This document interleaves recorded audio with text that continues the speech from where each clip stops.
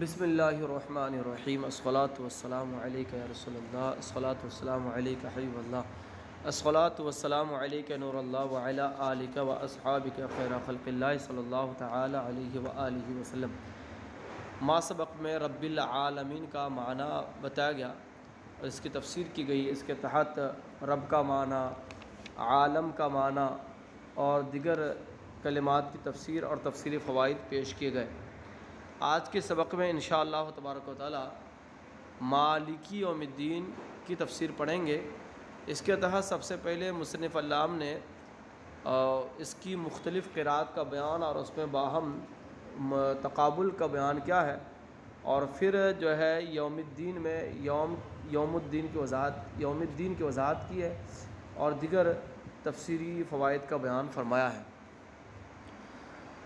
تو دیکھیں، مالکی یوم الدین قراءت عاصم والکسائی و یعقوب، یہ عاصم کوفی، علی کوفی اور یعقوب حضرمی کی قراءت ہے۔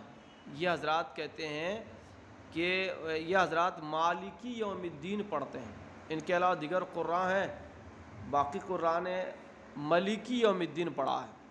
وَيَعْضِدُهُ قَوْلُهُ تعالی، مفسر علام فرماتے ہیں کہ مالکی یوم الدین قرات کی تائید اللہ پاک کا یہ ارشاد کرتا ہے، یوم لا تملک نفس لنفس شیئا والامر یومئذ للہ، کہ جس دن کوئی جان کسی جان کا مالک نہ ہوگی اور معاملہ اس دن اللہ پاک کے لیے ہی ہوگا۔ تو اس میں محل استشہاد لفظ لا تملکو ہے کہ روزے جزا کی ملکیت اللہ پاک کے لیے ثابت کرنے اور غیر سے اس کی نفی کرنے کے لیے اس آیت میں لا تملکو آیا ہے، اور یہ بھی ملک سے بنا ہے اور مالک بھی ملک سے بنا ہے۔ تو لا تملکو قرات اس بات کی تائید کرتی ہے کہ یہاں پر یہ مالکی یوم الدین کی تائید کرتی ہے۔ یہ لا تملکو کا لفظ تائید کرتا ہے مالکی یوم الدین قراءت ہونے کی۔ وقراء الباقون، اور باقی لوگوں نے ملیکی پڑھا ہے، وہو المختار۔ مفسر علام فرماتے ہیں کہ یہ قراءت مختار ہے، لأنہ قراءت اہل الحرمین، کیونکہ یہ اہل حرمین کی قراءت ہے، مکہ و مدینہ والوں نے یہی پڑھا ہے، ملیکی پڑھا ہے۔ مگر اس پر کلام یہ ہے کہ یہ بھی قراءت مالکی بھی قراءت متواترہ ہے اور ملک بھی قراءت متواترہ ہے۔ تو اور متواترہ ہونے کا مطلب یہ ہے کہ من جانب اللہ ہے۔ تو جب دونوں قراتیں من جانب اللہ ہے تو پھر یہ ثابت ہو جانے کے بعد کہ دونوں قراتیں من جانب اللہ ہے، کسی کو کسی پر ترجیح نہیں دی جا سکتی ہے، محض اس وجہ سے کہ مکہ والوں نے پڑھا یا مدینہ والوں نے پڑھا ہے۔ جب من جانب اللہ ثابت ہے تو مکہ والے پڑھے یا مدینہ والے پڑھے یا کوئی دوسری جگہ کے لوگ پڑھیں، اس سے کچھ بھی فرق نہیں پڑتا اور اس کی وجہ سے ترجیح حاصل نہیں ہو سکتی۔ وَلِقَوْلِهِ تعالی، اور دوسری وجہ کہ ملک جو ہے یہی مختار ہے، اس کی دوسری وجہ یہ پیش کرتے ہیں کہ اس لیے کہ اللہ پاک کا ارشاد لمن الملک اليوم، قیامت کی بادشاہت کے حوالے سے، روز جزا کی ملکیت اور بادشاہت کے حوالے سے قرآن پاک میں دوسری جگہ پر آیا کہ آج کی بادشاہت کس کی ہے، یعنی اللہ پاک ہی کی ہے۔ تو ملک کا لفظ آیا یہاں پر، تو اور ملک یہ ملک سے بنا ہے، تو اس سے بھی پتہ چلتا ہے کہ قرات ملک ہے، یعنی ملک کی قرات کی تائید ہوتی ہے۔ تیسری دلیل پیش کی لما فیہ من التعظیم، تیسری دلیل یہ پیش کی کہ ملک ہونا مختار اس لیے ہے کہ ملک ہونے میں عظمت ہے برخلاف اس کے کہ مالک ہونے کے، کیونکہ مالک کہتے ہیں ان کو جو آیان مملوکہ میں تصرف کرے، یعنی جن چیزوں کا وہ مالک ہے انہی چیزوں پر تصرف کرے۔ تو اگر 1 روپے کا بھی مالک ہے تو وہ بھی مالک ہوتا ہے، مگر بادشاہ جو ہے یہ ملک کون ہوتا ہے؟ وہ جو اوامر و نواہی کے ذریعے سے مامورین میں تصرف کرتا ہے، مامورین میں تصرف کرتا ہے کہ اس کے اندر جتنے بھی لوگ ہیں، جتنے بھی افراد ہیں، ان سب پر اوامر و نواہی کے ذریعے سے حکم کرتا ہے۔ تو ظاہر سی بات ہے کہ ملک ہونا، بادشاہ ہونے میں عظمت زیادہ ہے اور مالک ہونے میں عظمت کم ہے۔ تو کہ ولما فیہ من التعظیم، نیز اس میں تعظیم ہے۔ والملک والمالک هو التصرف فی الاعیان المملوکہ، اور مالک وہ شخص ہے جو تصرف کرنے والا ہے اعیان مملوکہ میں، یعنی متعین مملوکہ چیزوں میں، کیفا یشاء، جیسے بھی چاہے، من الملکی، یہ ملک سے بنا ہے، مالک ملک سے بنا ہے، والملک هو المتصرف بالامر والنہی، اور ملک وہ ہے جو تصرف کرتا ہے امر و نہی کے ذریعے سے مامورین میں، مامورین سے مراد یعنی اہل عقل میں، من الملک، یہ ملک سے بنا ہے۔ تو بادشاہ جو ہوتا ہے اس کی سلطنت ہوتی ہے، اس کا غلبہ ہوتا ہے، اس کا ایک کیا کہتے ہیں کہ حکومت اور اس کا بادشاہت کا ایک بہت بڑا وسیع دائرہ ہوتا ہے، جبکہ مالک جو ہے اس کا دائرہ اتنا وسیع نہیں ہوتا ہے۔ اگر 1 روپے کا بھی مالک ہوا تو مالک ہو سکتا ہے۔ اس بنیاد پر ملک میں عظمت زیادہ ہے، اس لیے اس سے بھی تائید ہوتی ہے کہ ملکی یوم الدین قرات ہو، یعنی ملکی یوم الدین قرات کے مختار ہونے کی تائید حاصل ہوتی ہے۔ من الملکی، یہ ملک ملک سے بنا ہے، جس کا معنی ہوتا ہے بادشاہت۔ اب یہاں پر مالکی یوم الدین کی دیگر مختلف قراتوں کا بیان کر رہے ہیں۔ وقریا ملکہ یوم الدین بالتخفیف، تخفیف کے ساتھ ملکہ یوم الدین پڑھا گیا ہے، اور ایک قرات میں ملکہ بلفظ الماضی، یعنی ملکہ یوم الدین، ملکہ یوم الدین، اور ایک قرات میں مالکن نصب کے ساتھ مدح یا حال کی بنیاد پر، یعنی مالکن یوم الدین، مالکن یوم الدین منصوب پڑھا گیا ہے مالکن۔ اب وجہ نصب کیا ہے؟ تو 2 صورتیں بتائے وجہ نصب کے، علی المدح، مدح کی بنیاد پر، یعنی تقدیری عبارت ہے امدح مالکن یوم الدین، اور دوسری قرات، دوسری وجہ کیا ہوگی؟ یا تو حال ہونے کی وجہ سے، یعنی مالکن جو ہے حال ہے، مالکن کیا ہے؟ حال ہے، حال ہونے کی بنیاد پر، تو مالکن بن نصبی، اور ایک قرات ہے مالکن نصب کے ساتھ مدح کی بنیاد پر یا حال ہونے کی وجہ سے، وہ مالکن بالرفع منونن و مضافن، اور ایک قرات ہے مالکن یوم الدین، اور دوسری ایک قرات ہے مالکو یوم الدین، مالکو یوم الدین، یعنی مالک کو مرفوع پڑھا گیا ہے، اور مرفوع پڑھنے کی 2 صورتیں، مضاف بنا کر بھی بغیر تنوین کے، اور بغیر اضافت کے تنوین کے ساتھ۔ وہ مالکن یوم الدین، مالکن بالرفع منون، اور مالک پڑھا گیا ہے رفع کے ساتھ تنوین کے حالت میں، وہ مضافن، اور مضاف کی حالت میں اس طور پر کہ وہ خبر ہے مبتدا محذوف کی، یعنی مطلب مالکن یوم الدین ہو یا مالکو یوم الدین ہو، بہرحال یہ مرفوع ہے مالک کس وجہ سے؟ خبر ہے مبتدا محذوف کی، اس لیے کہ ہوا مالکو یوم الدین یا ہوا مالکن یوم الدین، و ملکو مضافن بالرفع والنصب، یعنی ملکو یوم الدین اور ملکہ یوم الدین حالت اضافت میں، و ملکو و ملکہ مضافن، مضاف ہونے کی حالت میں، بالرفع والنصبی، رفع اور نصب دونوں طریقے پر۔ تو یہ کل کئی ساری قراتیں ہوئیں جس کا بیان یہاں کیا گیا ہے۔ اب یہاں سے انشاءاللہ پھر آگے یوم الدین کا معنی سمجھیں گے کہ یوم الدین کا کیا معنی ہے۔ تو کہہ رہے ہیں یوم الدینی یوم الجزا، یوم الدین کا معنی کیا ہے؟ یوم جزا ہے۔ مالکی یوم الدین میں الدین کا معنی کیا ہے؟ جزا، تو مالکی یوم الدین یعنی روز جزا کا مالک، و یوم الدینی یوم الجزا، اور یوم الدین یوم الجزا ہے، ومنہ کما تدین و تدان، اور اسی سے آیا ہے کما تدین و تدان، یعنی دین سے ہی بنا ہے تدین اور تدان، یعنی جیسا کرو گے ویسا پاؤ گے، ویسا ہی جزا پاؤ گے، کما تدین و، جیسا کرو گے ویسا ہی جزا پاؤ گے۔ تو یہاں پر کما تدین، جیسا کرو گے، تدان، تو تدان تو معنی ہے تجزا، تجزا کے معنی میں، اور تدینو یہ بطور مشاکلہ کا ہے، کس کے لیے، کس طور پر ہے؟ مشاکلہ کے طور پر ہے۔ تو تدینو کس طور پر ہے؟ مشاکلہ کے طور پر ہے، مشاکلہ کے طور پر ہے، اور تدانو بمعنی تجزا، یعنی تدینو کا معنی ہے کما تفعلو، کما تدینو اے کما تفعلو، تدان اے تجزا۔ تو دین کا جو اصل معنی ہے وہ تدان میں ہی ہے، اور تدینوں میں اس کا اصل معنی نہیں ہے، اصل میں یہاں پر ہے کما تفعلو، لیکن مشاکلت کی بنیاد پر کیا کر دیا گیا، کما تدینوں کا لفظ لایا گیا۔ وبیت الحماسہ، اور حماسہ کا شعر ہے، لم یبقا سوى العدوانی دناہم کما دانو، اور نہیں بچا عدوان کے علاوہ کچھ بھی تو ہم نے انہیں بدلا دیا جیسا انہوں نے کیا۔ تو یہ شعر جو ہے نا فند کا شعر ہے، جس کا نام ہے شہل بن شیبان بن ربیعہ، اور اس کا پہلا مصرع ہے فلما صرح الشر فامسى وهو عریان،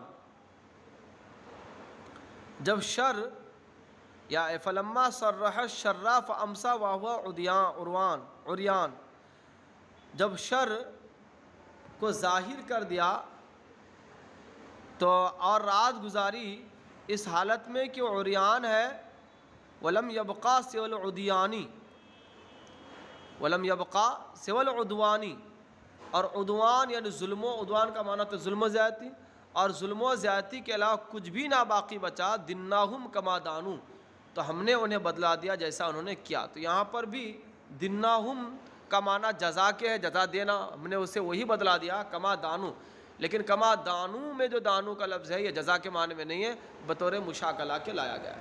ولم یبقا سوى العدوان، ظلم و زیادتی کے سوا کچھ بھی نہ بچا تو ہم نے انہیں بدلا دیا جیسا انہوں نے کیا۔ تو اس شعر میں بھی کیا ہے، دناہم، یہ دین سے بنا ہے اور اس کا معنی ہوتا ہے جزا اور بدلہ۔ تو یہاں تک تو یہ ثابت کیا کہ یوم الدین کا معنی یوم الجزا ہے۔ اب یہاں پر ایک بحث چھیڑ رہے ہیں کہ اضاف اسم الفاعل الی الظرف اجراء له مجرى المفعول به الاتساع، مالکی یوم الدین اسم فاعل کا صیغہ ہے، اور مالک یہ جو ہوتا ہے مملوک جو چیز ہوتی ہے، یعنی مالک اسم فاعل کا صیغہ ہے، اس کی اضافت کیا فاعل یا مفعول کی طرف ہوتی ہے؟ تو یہاں پر جو مالکی یوم الدین، اس کی اضافت مملوک چیز کی طرف ہونا چاہیے۔ کس کی طرف ہونا چاہیے؟ مملوک چیز کی طرف، کیونکہ مملوک جو ہے، اور یہاں پر اضافت ہوئی کس کی طرف؟ دین کی طرف، مالکی یوم الدین۔ تو یوم کوئی ایسی چیز نہیں ہے جو مملوک ہو، اور مالک کی اضافت کس کی طرف ہوتی ہے؟ مملوک کی طرف ہوتی ہے، مفعول کی طرف ہوتی ہے۔ کیا ہوتی ہے؟ مفعول کی طرف ہوتی ہے۔ تو مالک کی اضافت مملوک کی طرف ہوتی ہے، مفعول کی طرف ہوتی ہے، مگر یہاں پر اضافت کس کی طرف ہوئی ہے؟ ظرف کی طرف ہوئی ہے۔ تو یہ اضافت کرنا یہاں پر کس طرح درست ہوا؟ کیونکہ ظاہر سی بات ہے کہ انسان جو ہے یا کوئی بھی شخص مالک ہوتا ہے کسی چیز کا، مالک ہوتا ہے کسی چیز کا۔ یوم کوئی ایسی چیز نہیں، زمانہ یا وقت ایسی کوئی چیز نہیں ہے کہ جو مملوک بنے، مملوک اشیاء ہوتی ہیں۔ تو پھر مالک کی اضافت یوم الدین کی طرف یہ کس طرح ہے؟ تو اسی کا جواب دیا کہ اضافہ اسم الفاعلی، اس میں فاعل کی اضافت کی ظرف کی طرف اجراء له مجرى المفعول به علی الاتساع، ٹھیک ہے، یعنی مفعول به کے قائم مقام کرتے ہوئے، اس کو مفعول به کے قائم مقام کرتے ہوئے علی الاتساع، اتساع کی بنیاد پر، یعنی مجازن، ٹھیک ہے، یعنی نسبت اضافیہ میں مجاز کی بنیاد پر، نسبت اضافیہ میں مجاز کا ارتکاب کرتے ہوئے، یعنی مطلب یہ ہے کہ مفعول به کے قائم مقام کا ظرف کو، یوم الدین کو مفعول به کے قائم مقام کیا ہے؟ کس لیے؟ مجازن۔ کا قولہم، جیسا کہ قائل کا قول، کہتے ہیں وہ اہل عرب، یا سارق اللیلتی اہل الداری، اے رات کو گھر والوں کو چوری کرنے والے۔ تو دیکھیں مسروق جو ہوتا ہے مال ہوتا ہے، کہ لیل مسروق نہیں ہوتا ہے، تو یہاں پر بھی سارق کی اضافت جو ہے مفعول به کی طرف ہونی تھی، مگر کس کی طرف کر دی گئی؟ ظرف کی طرف کر دی گئی۔ کس لیے؟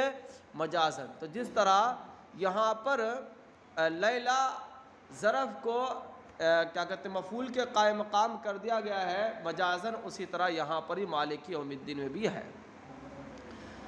اچھا، لیکن اس کا ایک بڑا فائدہ ہوتا ہے، فائدہ یہ ہے کہ جب زمانے کی یعنی زمانے کی طرف اس میں فاعل کی اضافت کرنے میں یا مکان کی طرف اضافت کرنے میں فائدہ یہ ہوتا ہے کہ جب اس زمانے کا یا اس مکان کی ملکیت ثابت ہوگی تو اس زمانے اور اس مکان میں ہونے والے ساری چیزوں کا ملکیت ثابت ہوگی، ساری چیزوں کی ملکیت ثابت ہوگی۔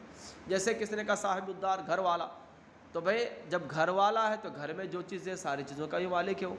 تو اسی طرح جب اس میں اس بات کا بیان ہوا کہ اللہ پاک روز جزا کا مالک ہے، تو اس سے یہ بھی بیان ہو گیا کہ روز جزا میں اول سے آخر تک جتنے امور واقع ہوں گے ساری ہی چیزوں کا مالک ہے۔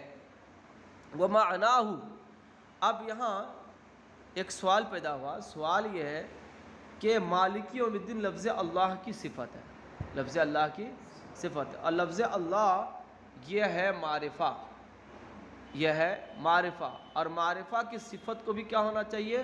معرفہ ہونا چاہیے، ٹھیک ہے۔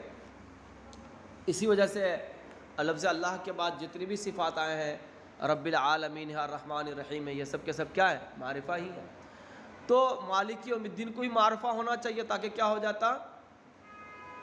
لفظ اللہ کی صفت بن سکے، مگر یہ معرفہ نہیں ہے۔ کیوں؟ اس لیے کہ اس میں اضافت مالک کی اضافت جو یوم الدین کی طرف ہے، یہ اضافت لفظیہ ہے، اضافت لفظیہ ہے، اور اضافت لفظیہ تعریف کا افادہ نہیں کرتی ہے، اضافت لفظیہ تعریف کا افادہ نہیں کرتی ہے۔ تو یہ ہوا کہ معرفہ نہیں ہوا تو یہ نکرہ کی صفت کیسے بنے گا؟ تو اس کا جواب دیا کہ دیکھیے صیغہ صفت اپنے معمول کی طرف مضاف ہو، معمول کی طرف مضاف ہو، تب کیا ہوتا ہے؟ تب یہ ہوتا ہے کہ اضافت لفظیہ ہوتی ہے۔ لیکن اگر صیغہ صفت اپنے معمول کی طرف مضاف نہ ہو تو ایسی صورت میں کیا ہوتا ہے؟ اضافت لفظیہ نہیں بلکہ معنویہ ہی اضافت ہوتی ہے، کیونکہ اضافت کی دو ہی قسمیں ہیں، تیسری کوئی قسم نہیں ہے۔ تو یہاں پر مالک، اچھا، اور اس سے فاعل کے عمل کرنے کی شرط یہ ہے کہ وہ حال یا استقبال کے معنی میں ہو، حال یا معنی میں ہو۔ اور یہاں پر جو ہے نا مالک کی حال یا محض استقبال یا حال یا استقبال کے معنی میں نہیں ہے، بلکہ حال یا استقبال کے ساتھ ساتھ یا تو ماضی کے معنی میں ہے یا کہ دائمی طور پر زمانہ ماضی سے لے کر آخر تک کے معنی میں ہے۔ تو جب یہ حال یا استقبال کے معنی میں نہ ہوا تو پھر یہ اس کی اضافت جو ہوگی معمول کی طرف نہیں ہوگی۔ جب معمول کی طرف نہیں ہوگی تو اس سے کیا ہوگا؟ اضافت لفظیہ نہیں ہوگی بلکہ معنویہ ہی ہوگی۔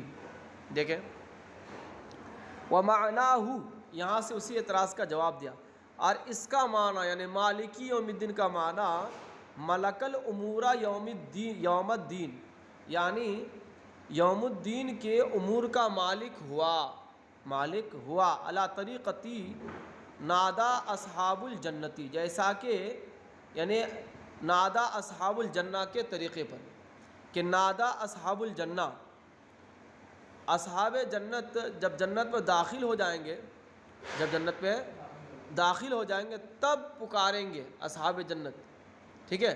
اصحاب جنت کب پکاریں گے؟ جب جنت میں داخل ہو جائیں گے، مگر اس سے بہت پہلے ہی قرآن پاک میں اس کی حکایت بیان کی تو صیغہ ماضی کے ساتھ بیان کی، ٹھیک ہے؟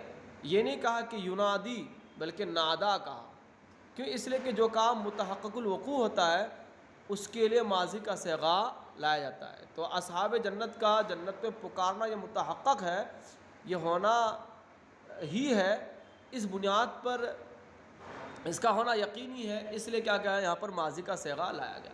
تو جس طرح نادا اصحاب الجنتی میں نادا ماضی کا صیغہ ہے، اسی طرح اگرچہ یہ لوگ پکاریں گے جنت میں، اسی طرح مالکی یوم الدین اگرچہ روز زدہ بعد میں قائم ہوگا مگر اس کی ملکیت کو چونکہ اللہ پاک کے لیے یقینی ہے، اس لیے ماضی کے معنی میں ہے مالک۔ مالک کس کے معنی میں ہے؟ ماضی کے معنی میں۔ بات میں آ رہی؟ اچھا، جب یہ ماضی کے معنی میں ہے تو یہ عمل نہیں کرے گا، اس سے فاعل کا صیغہ عمل نہیں کرے گا۔ جب عمل نہیں کرے گا تو صیغہ صفت کا صیغہ تو صفتن مضافتن الی معمولہا، یہ نہیں پایا گیا، جب یہ نہیں پایا گیا تو اضافت لفظیہ نہیں ہوگی۔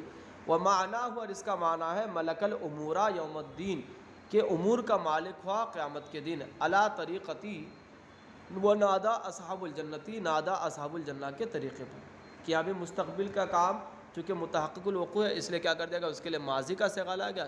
اسی طرح ملکیت کا ثبوت چونکہ متحقق ہے اس لیے مالک بمانے ملکہ ہے۔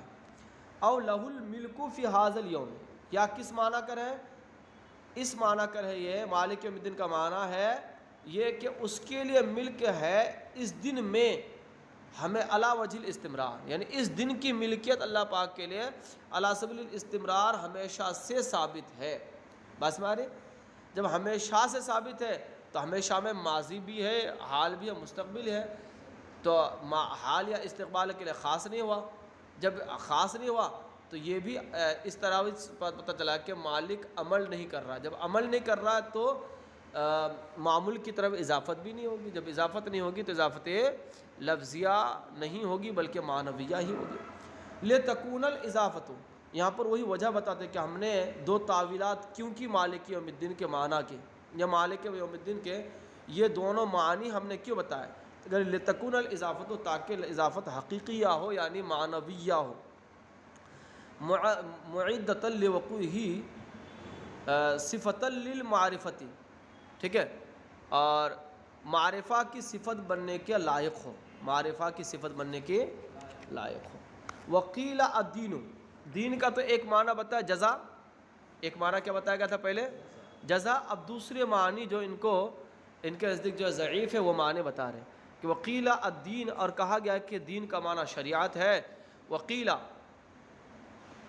اور یہ کہا گیا ہے کہ الطاعہ، طاعت کے معنی، والمعنی، اور معنی کیا ہے، مالکی یومی جزاء الدین، ٹھیک ہے جی، یعنی شریعت یا اطاعت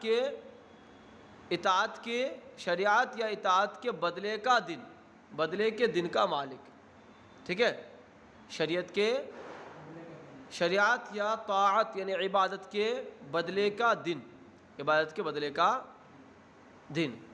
وتخصیص الیوم بالاضافۃ اما لتعظیم، اب یہ کہ مالکی یوم الدین، تو یوم کو ذکر کرنے کی کیا وجہ ہے، خاص طور پر یوم کو ذکر کیا، ٹھیک ہے، مالکی دین کہا جاتا کہ جزا کا مالک، تو یہ بھی ہو سکتا تھا، لیکن یوم کا ذکر کیوں کیا گیا، تو کہتے وہ تخصیص الیوم، یوم کو خاص طور پر ذکر کرنا، یعنی یوم کو خاص کرنا اضافت کے ساتھ، ٹھیک ہے، دین کی طرف اضافت کرنے میں یوم کو ہی خاص کرنا، حالانکہ اللہ پاک تو ساری چیزوں کا مالک ہے، تمام امور کا مالک ہوگا، تو دن کو خاص طور پر ذکر کرنا کہ تخصیص الیومی، اور یوم کو خاص کرنا اضافت میں، یا تو اس کی تعظیم کے لیے کہ اس دن کی عظمت کو بیان کرنے کے لیے، اس دن کی عظمت کو ظاہر کرنے کے لیے کیا یوم کو خاص طور پر بیان کیا، یا یہ کہ لتفردہ تعالی بنفوذ الامر فی ہے، یا اس لیے کہ اللہ پاک اس دن میں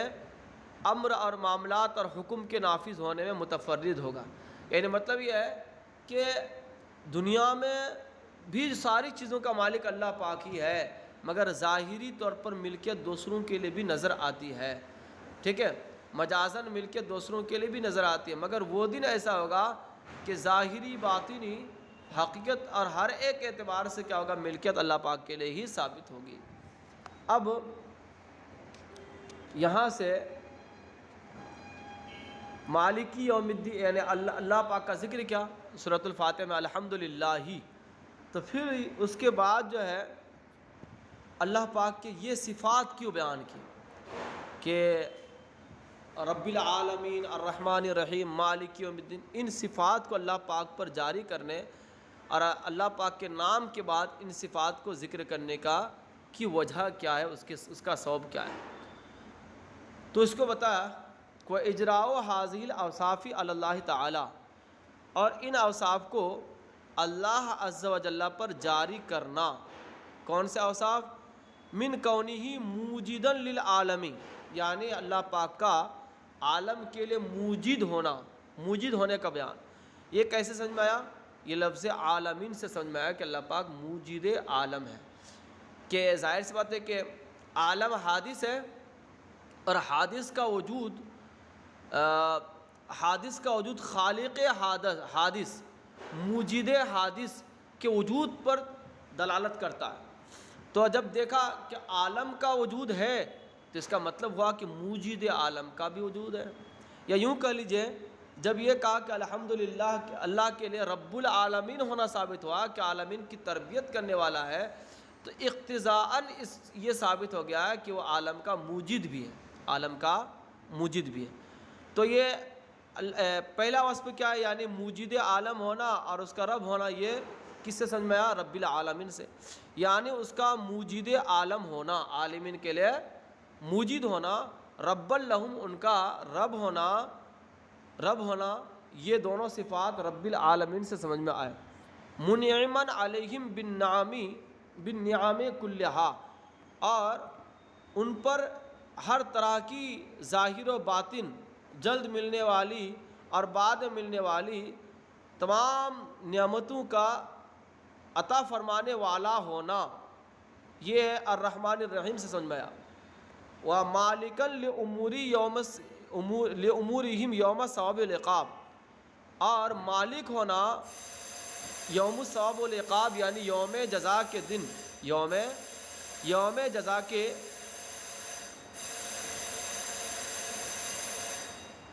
یوم جزا میں ان کے سارے امور کا مالک ہونا، للدلالت علی، اس بات پر دلالت کرنے کے لیے ہے کہ وہی لائق حمد ہے، انہ الحقیق بالحمدی، وہی لائق حمد ہے۔ یعنی مطلب یہ اوصاف اللہ پر جو جاری کیے گئے، یعنی لفظ اللہ کے بعد یہ اوصاف بیان کیے گئے کہ اللہ پاک رب العالمین ہے، رحمان رحیم ہے، مالک یوم الدین ہے، ان اوصاف کو بیان کرنے کا مقصد کیا ہے، کیوں بیان کیا؟ تو کہتے ہیں للدلالت، یہ خبر ہے، اجراء و حاصل اوصاف یہ مبتدا ہے، اور للدلالت یہ خبر ہے۔ ان اوصاف کا اللہ پاک پر جاری کرنا اس بات پر دلالت کرنے کے لیے ہے کہ انہ الحقیق بالحمدی، کہ وہی حمد کا لائق ہے، وہی حمد کا لائق ہے۔ لا احد احق بہ، ان میں سے یعنی کوئی بھی اس کا زیادہ حقدار نہیں، کوئی اس سے زیادہ حقدار نہیں، منہ بل لا، یا یوں کہ لا احد احق بہ منہ، کوئی بھی اس سے زیادہ حقدار نہیں ہے، بل لا یستحق علی الحقیقت سواہ، بلکہ حقیقت میں تو اس کے علاوہ کوئی حمد کا مستحق ہے ہی نہیں، حمد کا مستحق ہے ہی نہیں۔ تو ان اوصاف کو جاری کرنا کس لیے ہے؟ اس بنیاد پر ہے۔ فإن ترتب الحکم علی الوصف، اس لیے کہ حکم کا وصف پر ترتب، یعنی حکم کا وصف پر مرتب ہونا، حکم کا وصف پر مرتب ہونا، یشعر بعلیتہ، اس کی علت ہونے پر، علتہ لہو، اس کے لیے، یعنی اس وصف کا اس حکم کے لیے علت ہونے پر دلالت کرتا ہے۔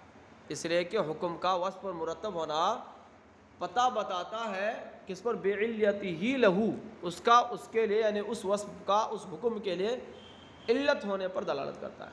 تو اللہ پاک کا نام ذکر کیا، اس کے بعد پھر جو ہے اس کے یہ اوصاف بیان فرمائے، تو یہ اوصاف کا بیان کرنا اس بات کی طرف اشارہ ہے کہ اللہ پاک کے علاوہ کوئی قابل حمد نہیں ہے۔ جی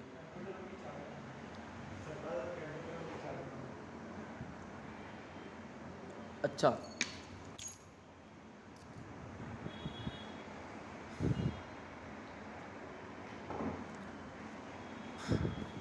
وللاشعار من طریق المفہوم، اور بطریق مفہوم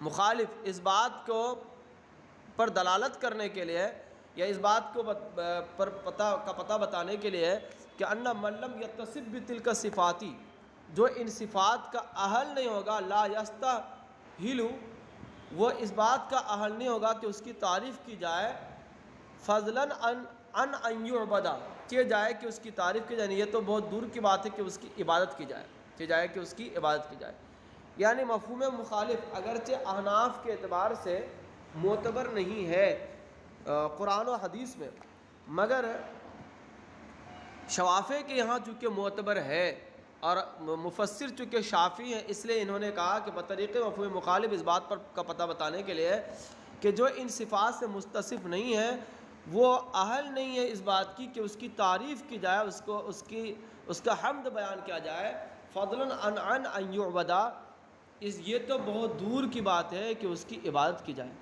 فیکون دلیلاً علی ما بعدہ، کیونکہ ظاہر سی بات ہے جب یہ صفات مستحق حمد کو بتاتے ہیں تو بطریق مفہوم مخالف اس کو بتائیں گے، یعنی مطلب یہ ہوگا کہ جو ان صفات کا، جن کے اندر یہ صفات ہے، جو ان صفات کا یہ صفات جن کے لیے ثابت ہے وہی قابل حمد ہے، تو اس کا دوسرا مفہوم یہی ہوگا کہ جو ان صفات سے متصف نہیں ہے وہ قابل حمد نہیں ہوگا۔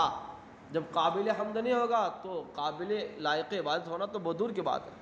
فیکون دلیلاً علی ما بعدہ، تو یہ مفہوم مخالف کے اعتبار سے اپنے ما بعد کے لیے بھی دلیل ہوگی۔ ما بعد میں کیا ہے؟ ایاک نعبد و ایاک نستعین، کہ وہاں پر فرمایا گا کہ ہم تیری ہی عبادت کرتے ہیں اور تیری عبادت کرتے ہیں اور تجھی سے مدد طلب کرتے ہیں۔ کیوں؟ اس لیے کہ تیرے علاوہ کوئی قابل حمد نہیں ہے، تو قابل عبادت کیسے ہوگا؟